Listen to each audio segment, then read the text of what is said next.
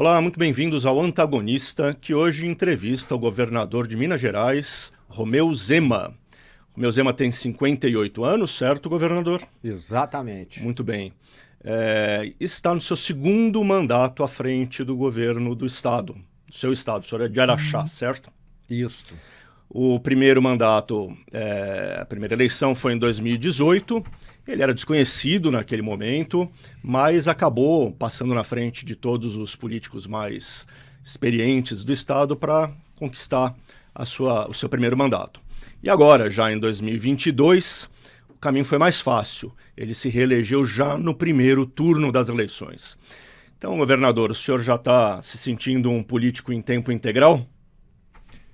Já sim. Primeiro, é um prazer estar aqui com vocês, Graeb.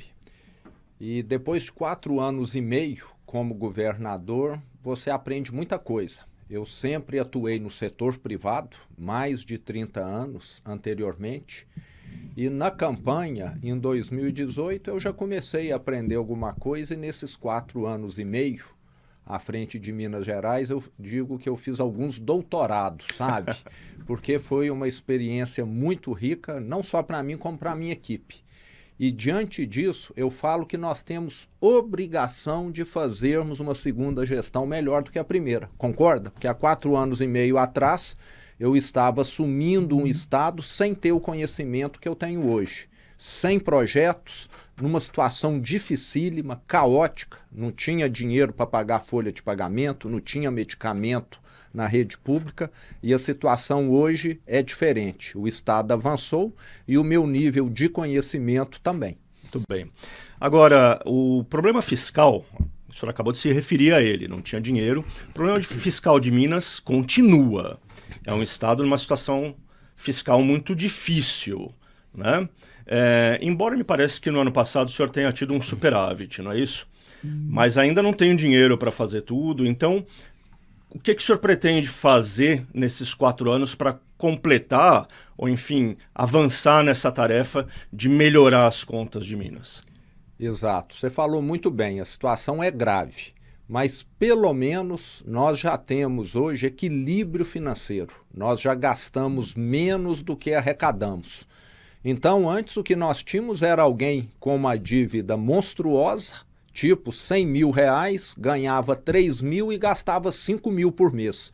Hoje nós ainda temos essa dívida de 100 mil, mas já estamos ganhando 5 mil por mês e gastando 3 mil. Então já é possível você ter um planejamento, você ter o pagamento das contas em dia e com a adesão ao regime de recuperação fiscal que nós fizemos o ano passado, 2022, ficou nítido que esse regime é que propicia o equilíbrio das contas. E nós dependemos até o final do ano do Legislativo Mineiro fazer a aprovação do mesmo para que a Secretaria do Tesouro Nacional formalize totalmente esse plano.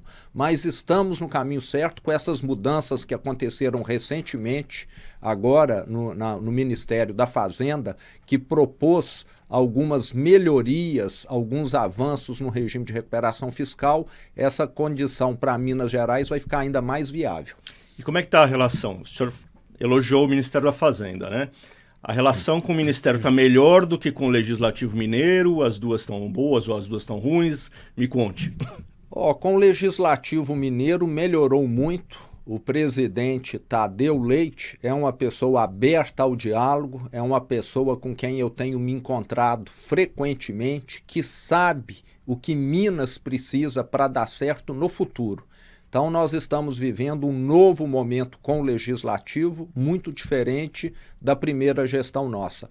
E no Ministério da Fazenda, o ministro Haddad recebeu, há 3 meses atrás, nós, governadores que estamos no regime de recuperação fiscal, Rio Grande do Sul, Rio de Janeiro, Goiás e Minas Gerais, e nós mostramos que é necessário alguns aperfeiçoamentos, principalmente o regime olhar o todo e não as partes, porque antes dificultava muito o regime tipo definir o que você tinha de gastar em cada área.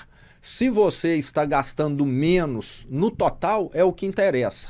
Então, me parece que o ministro foi sensível a esse questionamento nosso e está fazendo aí essa mudança que deverá ser formalizada em breve.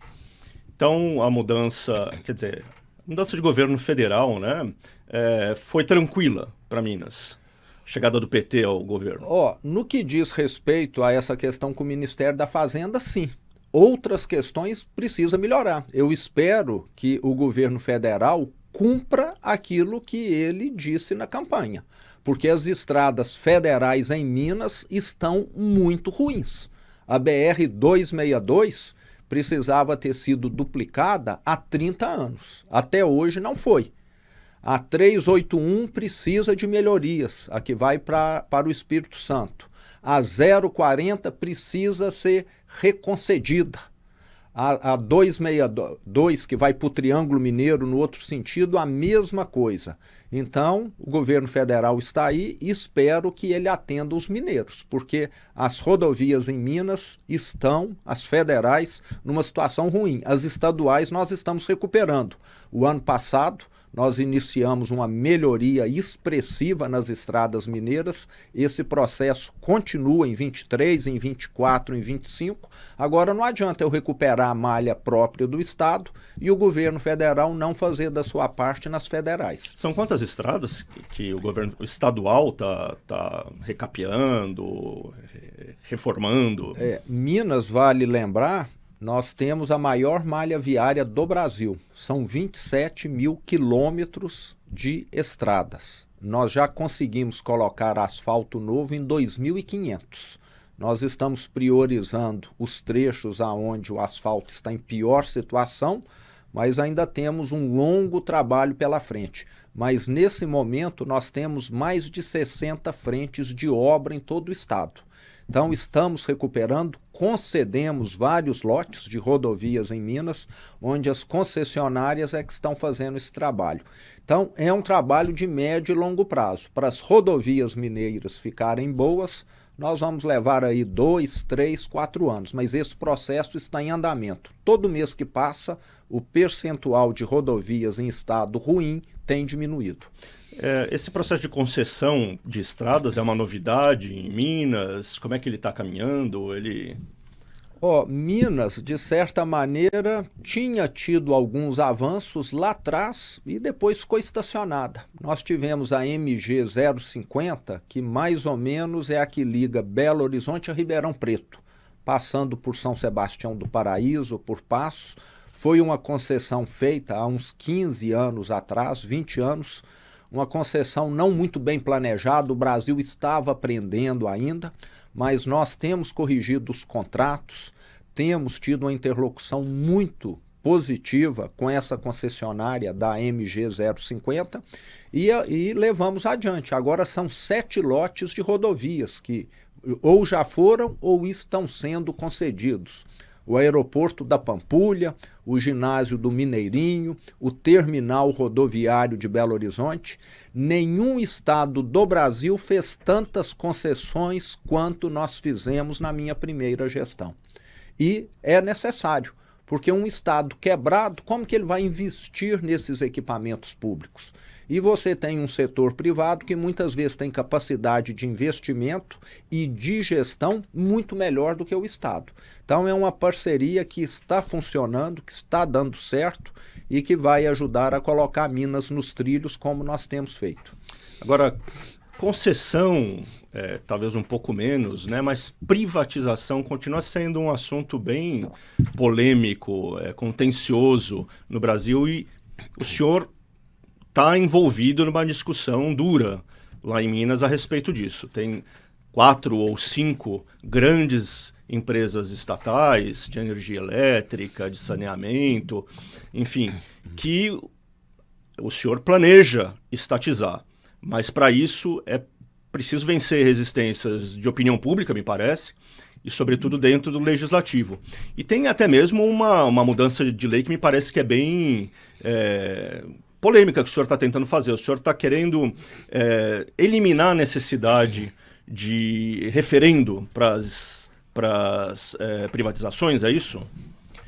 Exato, Graeb. Primeiro eu tenho de dizer que nós já fizemos grandes avanços. A CEMIG hoje tem mais de 100 CNPJs a menos do que ela tinha há 4 anos e meio atrás. Nós vendemos várias subsidiárias da CEMIG, algumas conhecidas aí no mercado, como a Light, que hoje, se a empresa fosse vender, valeria talvez 5% daquilo que nós apuramos, apesar de ter sido um investimento que deu prejuízo para a empresa, porque lá atrás, bem antes do nosso governo, compraram essa participação por um valor muito maior. Vendemos a Renova, um parque eólico gigante no sul da Bahia, também com prejuízo, já que era uma empresa em recuperação judicial, e estamos vendendo Belo Monte e Santo Antônio. Então já há um avanço muito grande no que diz respeito àquilo que não depende de autorização legislativa. Imóveis do Estado, a mesma coisa, e tudo isso fez com que a empresa ficasse mais focada em fornecer energia elétrica para os mineiros e não em projetos que dão prejuízo Brasil afora, como aconteceu. E na Assembleia, nós acreditamos que teremos essa mudança legislativa, que não seja mais necessário um referendo popular. Os deputados são os representantes do povo. Os deputados têm condição de aprofundar e analisar isso muito melhor do que qualquer cidadão. Então, eu creio que vai prevalecer esse bom senso e nós queremos privatizar todas essas estatais que hoje têm controle do Estado.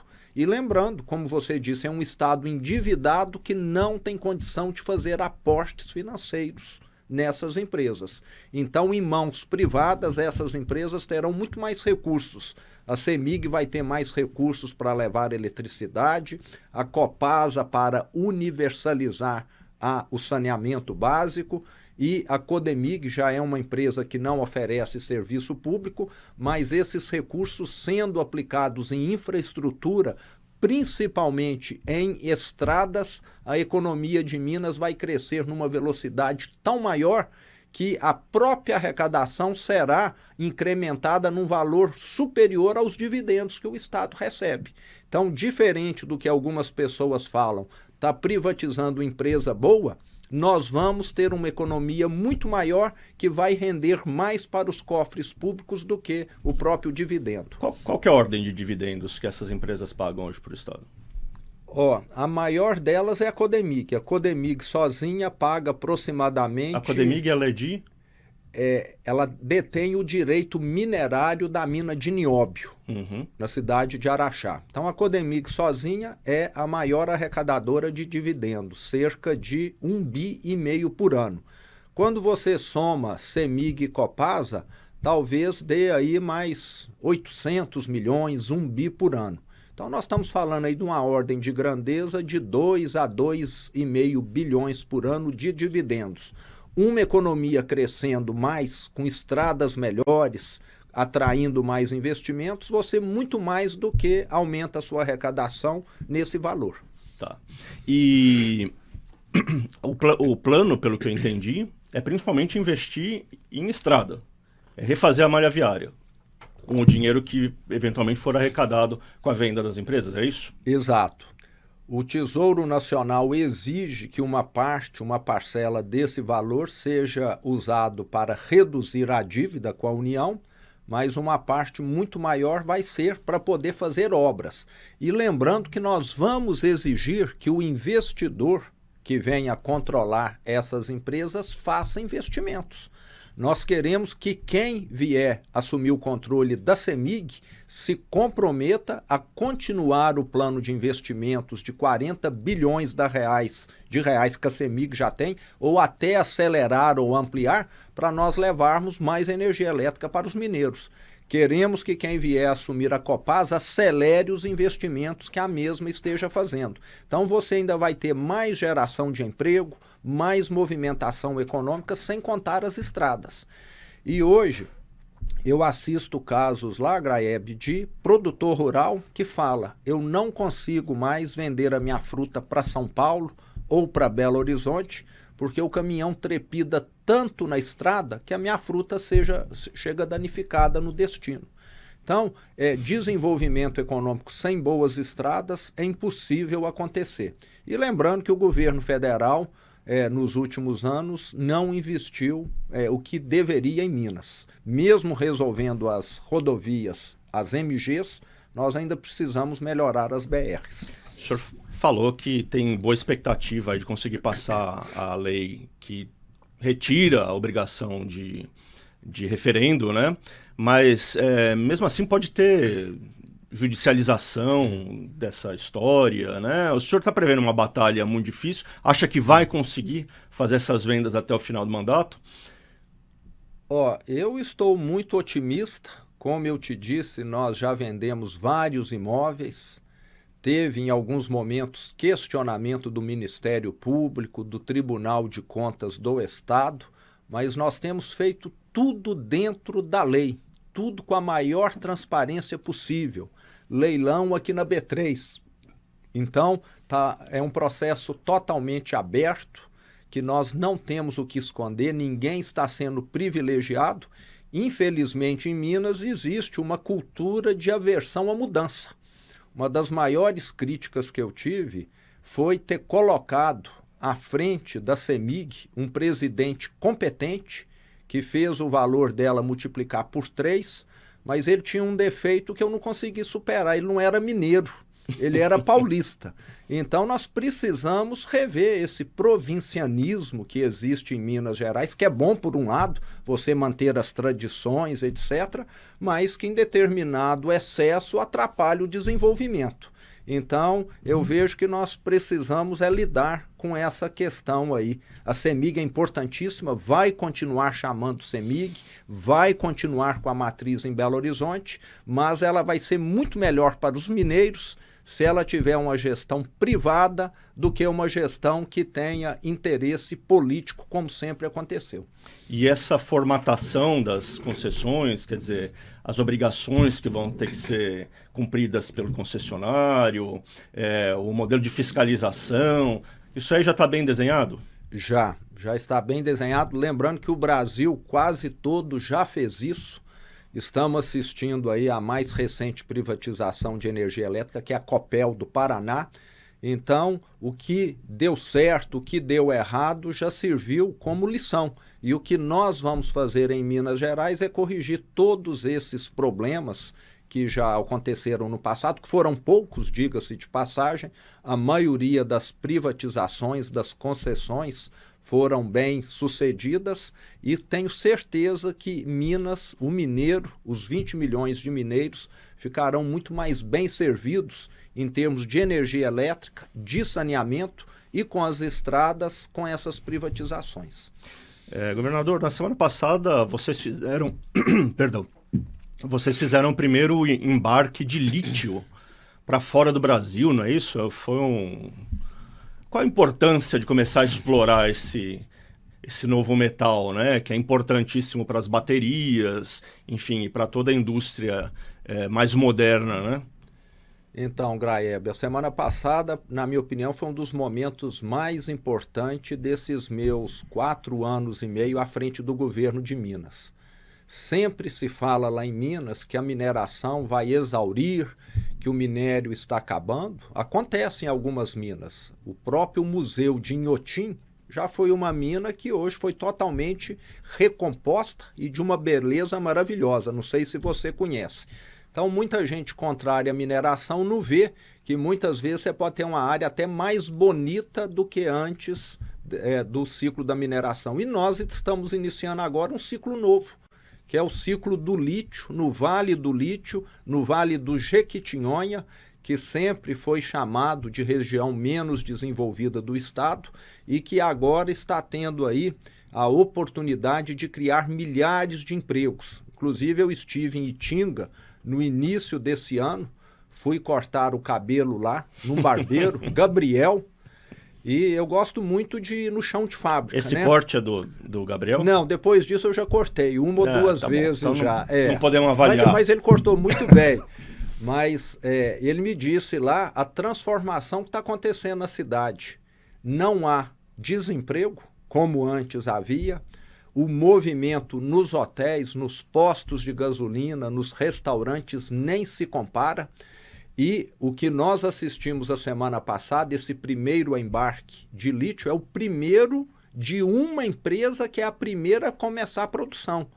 Nós temos já várias outras construindo a sua unidade produtiva e nós temos ali reservas para algumas décadas. Então, o Vale do Lítio vai mudar por completo o cenário daquela região e nós temos trabalhado, Graeb, para que o valor agregado seja feito em Minas Gerais. Por exemplo, como? Primeiro, esse lítio que está sendo exportado já é um lítio de alta pureza. Não é um mero minério que você tira do solo e embarca, não. Então, ele já passa por todo um processo que é ambientalmente correto, não tem barragem, não tem consumo de carbono e também não tem utilização de água que afeta os rios da região. Então, nós falamos que é um lítio verde e já temos contato com empresas produtoras de bateria para que elas se instalem ali na região e que já saia dali as baterias mundo afora e não só a matéria-prima. Em vez de produzir o aço, nós queremos produzir o automóvel, vamos dizer.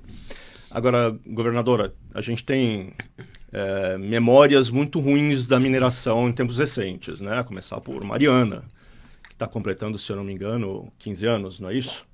O acidente. 8 anos, 8 anos, perdão. O que esse episódio ensinou ao Estado, sobretudo quando vocês começam aí a desbravar uma nova área de exploração de minério, né? Bom, infelizmente, quando Mariana aconteceu há 8 anos atrás, no governo antigo, aquele governo que me antecedeu, nada foi feito. Zero. Aliás, fizeram a Fundação Renova, que depois de 8 anos, pouco conseguiu compensar os atingidos. Agora, quando o Brumadinho aconteceu no meu primeiro ano de governo, há 4 anos atrás, nós fizemos grandes mudanças na mineração no estado e também o maior acordo de recomposição para as pessoas afetadas, de compensação para as pessoas afetadas. Nós, primeiro, proibimos a construção de barragens com qualquer risco. Aquelas que oferecem risco estão sendo descomissionadas, desmanchadas nesse momento. São dezenas de barragens que estão passando por esse processo. Todas estão sendo monitoradas para que esse tipo de advento não aconteça mais. E o processo de mineração tem mudado. Aquilo que antes demandava uso intensivo de água e construção de barragens, hoje é feito por filtro, sem necessidade de grande volume de água e também sem a construção de barragem. E fizemos o maior acordo do Brasil, 37 bilhões de reais, para recompensar aquelas regiões e as pessoas afetadas, numa velocidade muito maior do que aquilo que aconteceu em Mariana, que inclusive está sendo rediscutido nesse momento e que só depende do governo federal para ser sacramentado. Minas, Espírito Santo e União são os autores desse acordo aí contra a Samarco, que é a empresa que provocou a tragédia de Mariana, e só está dependendo hoje da União sacramentar a parte dela. Minas e Espírito Santo estão de acordo. Então, nós mostramos quando aconteceu... Mas a demora da União se deve a algum fator especial ou é só porque mudou o governo? Me parece que há muito questões de divergências internas lá. Uhum. E parece que tem gente que não quer que Minas e Espírito Santo recebam aquilo que custou vidas e também destruição ambiental e que as pessoas sejam compensadas. Nós temos pescadores no Vale do Rio Doce, cidades que foram afetadas e até hoje não receberam nada. Então, quem está contra esse acordo está contra o social dessas pessoas que foram afetadas. E é um governo que se diz social. Então, fica aí um questionamento: por que não levam adiante esse acordo que vai beneficiar os mineiros e os capixabas que foram afetados lá em 2015? Governador, o senhor passou nas últimas semanas aí por umas 2 ou 3 situações meio de aperto por causa de frases que não são suas, mas que o senhor acabou utilizando em rede social, enfim, na imprensa, e elas lhe trouxeram críticas. Uma que era de autoria do Benito Mussolini, né, antigo ditador da Itália na época da Segunda Guerra, e outra do James Madison, se eu não me engano, né, um dos pais fundadores ali dos Estados Unidos, que falava, que punha na mesma frase as palavras democracia e tirania, né? O senhor vai parar de usar frases ou vai continuar usando frases? Como é que é? Ô Graeb, eu vou continuar, inclusive, publiquei ontem, publiquei hoje, né? Eu sempre publico uma cedo e outra à noite. Eu gosto muito de frases, de pensamentos. Agora nós temos de entender o seguinte, quando eu publico uma frase, não quer dizer que eu tenho concordância com aquela frase, né? Se você publicar uma frase do demônio, não quer dizer que você é demônio, né? Eu acho que algumas frases devem ser vistas como alerta, que eu acho que é o caso dessas 2 frases aí, né? É você querer, no caso do Mussolini, um Estado totalitário, que não é o que vai levar o Brasil adiante, mas não é, quem me conhece de forma alguma, aquilo que eu endosso. E quem acha que a democracia resolve todos os seus problemas automaticamente, eventualmente, como já aconteceu em muitos países, alguém que não é democrata pode ser eleito. Alguém que queira se tornar ali algo bem diferente de um democrata de fato, que acredita em renovação de poder. Então são frases que servem de alerta. Infelizmente alguém acha que é o meu posicionamento, mas não é de forma alguma. Mas eu já defini que esse tipo de polêmica eu vou me poupar, porque não é o que eu penso. Então vou passar a publicar frases mais naquela linha do que eu acredito, do que na linha do que eu não acredito, que é muitas vezes para servir de alerta. Então vou colocar um alerta lá. Alerta de ironia? Vou colocar ali, né? Será que não é isso que está acontecendo no Brasil nesse momento, entende? Vou colocar ali um alerta bem grande, para não haver mais mal-entendidos. Qual é a frase de hoje? Vamos pegar aqui a de hoje aqui. A de hoje está bem dentro aí do contexto. Vamos pegar aqui, ó. A de ontem à noite foi: recessões e desemprego em massa não são causados pelo livre mercado, mas sim pelas intervenções estatais na economia, do Mises, que você conhece, né? E a de hoje cedo foi: as oportunidades não acontecem, você as cria. Do Chris Grosser, mas eu nem sei quem é o Chris Grosser. Mas essas não tem muita margem para mal entendido. Não, né? Essas não tem, Então acho que teve gente que quis, se aproveitar, né, e falar que eu endossava um pensamento de um ditador, o que não é verdade, que eu sou um democrata, um liberal nato. Eu acredito no indivíduo, nas liberdades individuais. Não é um Estado gigante que vai resolver o problema do Brasil ou de qualquer país. São os indivíduos tendo liberdade de atuar, de empreender. Isso sim é que vai melhorar a nossa vida. Alerta de ironia, governador, se for. Isso. Vamos para terminar a nossa entrevista. Eu sei que o senhor tem vários compromissos aqui em São Paulo hoje. A entrevista está sendo feita no nosso estúdio aqui de São Paulo. Falar um pouquinho de política partidária, né? Porque, enfim, temos eleições no ano que vem, eleições municipais no ano que vem, e o Partido Novo está passando por um momento aí de rearranjo interno das suas forças, dos seus alinhamentos, né? Inclusive com muitas críticas do fundador, né, do partido, o João Amoedo. Então, o que é o Partido Novo hoje? O Amoedo disse que ele se afastou muito das ideias originais, se aproximou demais do bolsonarismo. O senhor provavelmente não, certamente é a principal liderança do partido hoje, porque ocupa o cargo mais de maior relevo, né? Então, o que é o Partido Novo hoje? Bom, Graeb, primeiro o partido teve aí um momento muito ruim no passado, né? Se perdeu. Um partido liberal que internamente queria que todos os deputados federais parassem de pensar e só votassem como o Diretório Nacional imaginava, mas isso hoje é passado. O partido foi reinventado, vale lembrar que os princípios do liberalismo, da ética, da transparência, de empoderar os indivíduos continua. A essência do partido não mudou nada. O que mudou foi a operação. Em vez de nós termos um diretório nacional que oprimia os parlamentares, nós temos hoje um diretório nacional, através do presidente Eduardo Ribeiro, que trabalha junto com os mandatários. Não só os federais, como os deputados estaduais, vereadores e comigo mesmo. Então é um partido liberal que veio para fazer dentro de casa aquilo que o liberalismo prega, que é escutar as pessoas, que é empoderar as pessoas e não exigir que ninguém pense. Então o partido ano que vem, 2026, com toda certeza terá um divisor de águas e vai fazer aquilo que eu sempre acreditei e sempre solicitei e nunca fui escutado no passado, que é começarmos a eleger uma grande quantidade de vereadores, principalmente, porque tudo na vida você começa pela base. Você tem que fazer o alicerce da casa para depois fazer a casa. E o alicerce da política é você ter pessoas provavelmente mais jovens na vereança, fazendo ali um trabalho, aprendendo para que amanhã possam alçar voos mais altos. Então, o partido ano que vem, com toda certeza, vai começar a fazer essa base que nunca foi prioridade no passado. O partido no passado queria fazer a cobertura no prédio antes de construir o prédio.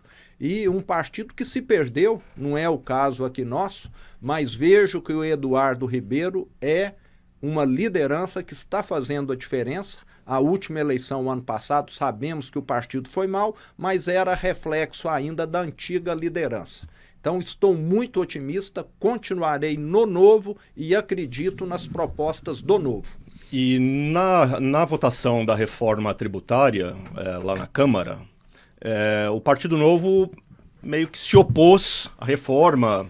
Não exatamente como fez o PL, criticando pontos concretos ali da reforma, mas dizendo que era preciso mais tempo. O senhor apoiou esse posicionamento dos parlamentares do Novo?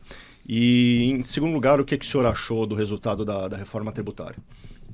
Primeiro, eu fui favorável à reforma tributária com algumas ressalvas, que eu sempre disse. Primeiro, os estados precisam ter representatividade de acordo com a sua população e não um voto por estado. Que aí Sul e Sudeste, que representam 56% dos brasileiros, vão ter 7 votos no meio de 27. Então, isso para mim não é representatividade. Então, sempre coloquei esse ponto. Sempre disse também que Sul e Sudeste têm bolsões de pobreza, que fundos de desenvolvimento regionais precisavam atender essas regiões como as outras regiões. Não queremos ter tratamento diferente. E, além disso, sempre fui favorável porque representa uma simplificação. Eu que venho do setor privado, posso dizer de carteirinha que eu usava muito mais tempo que eu deveria estar administrando a empresa para entender os impostos do que propriamente para melhorar a operação. Então o Brasil precisa. E o Partido Novo teve lá entendimentos diferentes, até porque a proposta foi submetida aos parlamentares de última hora, não deu para analisar com profundidade, para entrar em detalhes que deveriam ter sido tratados a priori e não a posteriori. Então acabou havendo divergências, mas eu acho até que essas divergências entre os parlamentares do Novo é algo saudável. Eu acho que é da divergência que se criam soluções melhores e não de quem você obriga a pensar da mesma maneira. Muito bem. Para terminar, governador, o senhor disse recentemente que o senhor, pensando em 2026, prefere apoiar do que ser apoiado. Eu nunca acredito em políticos quando eles dizem que não estão interessados em concorrer a um cargo. Ainda mais o senhor que agora, no começo da entrevista, disse que já está aclimatado na política. Então, vai apoiar, vai ser apoiado, a gente pensa mais tarde sobre 2026. Então você tem que passar a acreditar nesse político que está aqui com você, porque eu sou um político diferente, viu, Graeb, né? Primeiro, sempre trabalhei na iniciativa privada, sou um político que dispensou todo tipo de privilégio e mordomia. Eu sempre gosto de citar, Minas Gerais tem 320 mil funcionários públicos na ativa. Eu não tenho um parente e não tenho um amigo que era de relacionamento meu anterior trabalhando na máquina do governo. Eu tenho lá gente competente trabalhando, que eu não conhecia até 5 anos atrás. Então, com todo respeito aos meus colegas políticos, mas eu tenho algumas diferenças bem grandes da maioria deles. E o meu plano para 26 é terminar o meu governo de Minas Gerais com mais de 1 milhão de empregos formais criados. Já ultrapassamos 740 mil empregos. Eu quero ser lembrado como o governador de Minas que mais trouxe desenvolvimento para o estado, que mais melhorou a vida dos 20 milhões de mineiros. Se eu fizer isso, eu já dou a minha missão por cumprida. Eu gosto muito da minha cidade, Araxá, tenho lá os negócios que eu deixei para estar cuidando do governo. 2026 está longe e eu espero que surjam bons nomes aí para nós colocarmos lá em Brasília alguém que realmente vai levar o Brasil para o futuro e não deixar o Brasil estacionado ou até retroceder como tem acontecido. E estarei dando total apoio a esse nome, como fiz na última eleição presidencial. O que eu quero é que esse governo federal que está lá, que não vai levar o Brasil para o futuro, não permaneça. Que alguém com uma visão de futuro, que acredite no poder empreendedor do brasileiro, venha assumir. Muito bem. Então foi isso. A gente entrevistou hoje o governador de Minas Gerais, Romeu Zema. Muito obrigado, governador. Volte sempre. O senhor trouxe aqui produtos de Minas Gerais para fazer um merchan. Exato. Espero que o senhor traga uma bateria de lítio, não só uma pedra de lítio, uma bateria da próxima vez. Vou trazer, pode deixar. E tá quero bem. lembrar aqui o seguinte, nós temos feito um trabalho, o ano passado, nós batemos um recorde importantíssimo em Minas. Nós tivemos produtor de café que, devido a estar produzindo café de altíssima qualidade, vendeu a saca por R$62 mil. Lembrando que o valor normal da saca é 1.000.